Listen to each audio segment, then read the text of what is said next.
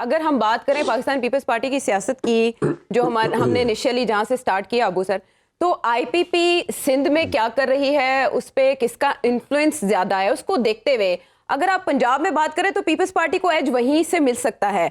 Dry clean PTI जो अब IPP है, आपके ख्याल में वो पीपल्स पार्टी को के साथ मिलके नून लीग के लिए दर्द सर बन सकती है? देखें, मैं इस पे बड़ा क्लियर सा आंसर आपको दे दूं। आज भी पंजाब के अंदर जो मोस्ट पॉपुलर पार्टी है काफ़ी बड़े मार्जिन से, वो पाकिस्तान तहरीक इंसाफ है, और उसके बाद अगर है कोई पार्टी तो वो पाकिस्तान मुस्लिम लीग नवाज है। जहाँ तक आईपीपी की बात है और जहाँ तक इसी तरह जो केपीके के अंदर आपकी परवेज़ खटक साहब की पार्टी है, देखें इनका कोई वोट बैंक नहीं है। इनके पास जो लोग भी हैं वो सारे वही लोग थे जिनको जो अगर वोट भी मिले थे इलेक्शंस में, वो सारा चेयरमैन पीटीआई का वोट था। अगर इनका अपना कोई जाती वोट, इनमें कुछ इलेक्टेबल्स का वोट है, तो वो बहुत थोड़ा सा मार्जिन का वोट है। वो इस तरह का वोट नहीं कि आपको इलेक्टोरल विक्ट्री दे दे, आपको कोई पॉलिटिकल कैपिटल जीतने वाला उससे बन जाए। और देखें, अभी राना साहब से मैं इख्तलाफ करूंगा, वो कह रहे थे कि बड़े अच्छे अच्छे नाम उसमें आ रहे हैं। देखें, मुझे तो नजर नहीं आ रहा, अभी मैंने देखा है, आज कहीं सुना है कि आईपीपी में जो सबसे बड़ी, अभी बहुत बड़े लीडर जो हैं वो शामिल हुए हैं, चाहत फतेह अली खान, आज उन्होंने उसमें पार्टिसिपेट किया है उसकी किसी मीटिंग में। इसी तरह परवेज़ खटक साहब की पार्टी में वो ताहिर शाह साहब शायद शामिल हो जाएं, जिन्होंने आई टू आई गाना गाया था। और अगर इन पार्टी को देखें, इनकी इतनी कमज़ोर पोजीशन है पब्लिक में, इनको मेरे ख्याल से एक मेडिकल प्रिस्क्रिप्शन चाहिए जिसके अंदर एक ड्रिप ग्लूकोज की लगाएं, आयोडीन का इंजेक्शन लगाएं, आप इनको विटामिन सी का इंजेक्शन लगाएं, विटामिन डी का लगाएं, B12 का लगाएं, और रोजाना सुबह दोपहर शाम इनको कहें प्रोटीन शेक पिएं, फिर शायद ये 1-2 सीटें निकालें। विटामिन ई का इंजेक्शन काफी है। हम समझते थे कि अबू ज़र वकील हैं, ये तो डॉक्टर भी हैं। हम जहद शख्सियत है, झूठ बोलता इस वजह से ये झूठ बोलता है हमारे साथ। Abu Zar is a doctor, he is not a lawyer. Camouflage किया हुआ है आपने अबू ज़र। अच्छा अबू ज़र, आप केपी की बात कर रहे हैं।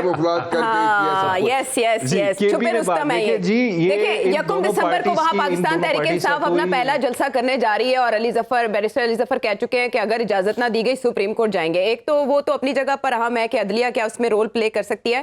क्वेश्चन ये है कि ये चेयरमैन पीटीआई के बगैर पहला जलसा होगा तो इम्पैक्ट क्रिएट करेगा केपी में? देखिए, शेर अफजल मरवत जो है वो इतना बड़ा इम्पैक्ट क्रिएट कर चुके हैं कि वो उन बिलावल साहब से भी बड़े जलसे कर रहे हैं, और मुस्लिम लीग नवाज ने तो डर के मारे अभी तक जलसा भी नहीं किया। और परवेज़ खटक साहब का मैंने आपको बता दिया था पिछले प्रोग्राम में कि टोटल 80 से 90 बंदे आए थे उनके जलसे में। तो इस वजह से अगर कोई उनकी मिडिल लेवल की लीडरशिप और प्रोविंशियल लेवल की भी लीडरशिप चली गई तो इस वजह से देखिए, केपी में तो बड़ा डिफरेंट सीन है। अभी अब अगर जलसा वो अनाउंस होता है और वो नहीं देंगे इजाजत अगर, तो बिल्कुल अदलिया में जाना है। Supreme court is the guardian of the fundamental rights, और उसमें जाएंगे। आर्टिकल 17 है, आर्टिकल 16 है, जो गारंटी करता है आपको फ्रीडम ऑफ एसोसिएशन और फ्रीडम ऑफ असेंबली। हमारा फंडामेंटल राइट है हमारे पाकिस्तानियों का, और कि वो अपना एक्सप्रेस करे अपना राइट। तो इस वजह से सुप्रीम कोर्ट को रोल प्ले करना पड़ेगा। अगर नहीं करेगी सुप्रीम कोर्ट तो एक क्वेश्चन मार्क आ जाएगा सुप्रीम कोर्ट की परफॉर्मेंस के, कि उसने फेल हुई है, इवन हाई कोर्ट्स भी, to protect the fundamental rights of the people of Pakistan and political party. तो इसमें बिल्कुल रोल प्ले करना पड़ेगा। लेकिन मुझे लगता है कि अभी नून लीग और फजलुर रहमान साहब इलेक्शन चाहते नहीं है, वो इलेक्शन मोड में आए नहीं है। वो चाहते हैं कि इलेक्शन कुछ डिले हो जाए। जो चीजें मैं देख रहा हूँ चारों तरफ, उससे तो ये फीलिंग आ रही है कि नून लीग और फजलुर रहमान वो अभी इलेक्शन फरवरी के लिए तैयार नहीं। वो अबू ज़र की बात है ना, डर के मारे वो आए ही नहीं उसमें। डर के मारे क्या, मैं आपसे करता हूं कि दोस्ती यारियां हमारी भी हैं केपी में, हमने बड़ा वक्त गुजारा वहां पे। उनके मुताबिक फजलुर रहमान साहब की जो सीटें जो इतना देख थी पिछले इलेक्शन में, वो भी इंतहाई खतरे में है। इस कदर लोगों के ज़हन बदले हुए हैं। नंबर 2, हम आईपी की बात करें, आईपी के सदर अलीम खान साहब हैं। ये हमारे हल्के से 2018 के इलेक्शन लड़े थे, और उस हल्के में बहुत वोट था जो टोटली पीटीआई का था, उसके बावजूद वो हार गए थे। पूरी सपोर्ट की थी, वो हार गए थे वहां पर। उसके बाद वो पुराने की बात नहीं कर रहा, मैं बात 2018 की बात कर रहा हूँ मैं। आयशा तो अगर 2018 के इलेक्शन में भी टोटल सपोर्ट हार गए थे, अब उनके लिए ये बड़े बड़े नाम है ना, आईपीपी बड़े नाम है, नो डाउट आईपीपी के। जेकेटी फैक्टर भी आयशा देखें, इस खित्ते की आवाम ना आयशा रेवोल्यूशनरी नहीं है, मैं आपको बता दूं, खासकर पंजाब की। लेकिन वो एक चीज दे नो कि हमने वोट कैसे करना है, और हम पे जो जुल्म ज्यादती हुई है, जिस तरह केपीके में लोगों के घर घुसे हैं, उनको जो पख्तून कोड है उसको तोड़ा गया है, 4 दीवारी पामाल की गई है, तो वो लोग फिर अपना जो वोट का राइट है वो फिर इलेक्शन में एक्सरसाइज करेंगे, that will be vengeance in a lawful manner. तो इस वजह से ये इनका कोई स्कोप नहीं है वहां पे केपी में। आप ये बहुत इंटरेस्टिंग डे होगा अगर इलेक्शंस का इनेकाद हो जाता है। इन सारी जमातों की बात होगी। तो अबू सर, पाकिस्तान तहरीक इंसाफ के जो हम टिकट्स की तकसीम की खबरें सुन रहे हैं, उसमें वुकला को टिकट जारी किए जा रहे हैं, ये स्ट्रेटजी कामयाब होगी? सलमान अकरम राजा साहब के हवाले से भी उन्होंने भी ये कहा है कि ऐसा मुमकिन हो सकता है उनको भी टिकट मिल जाए। ये जरा बताएं कि कोर कमेटी का भी उन्हें हिस्सा बना दिया गया है?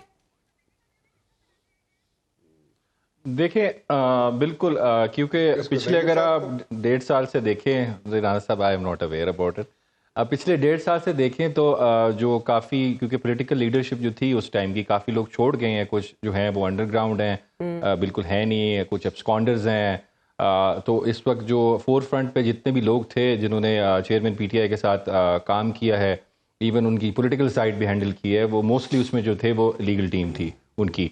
तो जिस तरह आप देख लें पाकिस्तान में एक पार्टी को जो आपको देखा है आपने, ना कोई कन्वेंशन उनको करने दी जा रही, ना कोई कॉर्नर मीटिंग, काफ़ी सख्तियाँ हैं। तो इस वजह से देखें बहुत सारे लोग होंगे जो इलेक्शन का टेस्ट नहीं कर पाएंगे, तो क्योंकि वुकला जो है एक उनकी ऑलरेडी एक हिस्ट्री है पाकिस्तान में फॉर डेमोक्रेसी, बड़ा उन्होंने स्ट्रगल की है, और दे आर वेल अवेयर के रूल ऑफ लॉ किस तरह आपने इंश्योर करना है या उसके लिए कोशिश करनी है कि किस तरह इम्प्लीमेंट करें। तो मेरे ख्याल से मौजूद कैंडिडेट होंगे और वो फिर डिसाइड तो चेयरमैन पाकिस्तान तहरीक इंसाफ ने करना है, साथ उनकी जो कोर कमेटी है और बाकी लोग जो उनके हैं डिसाइड करने वाले।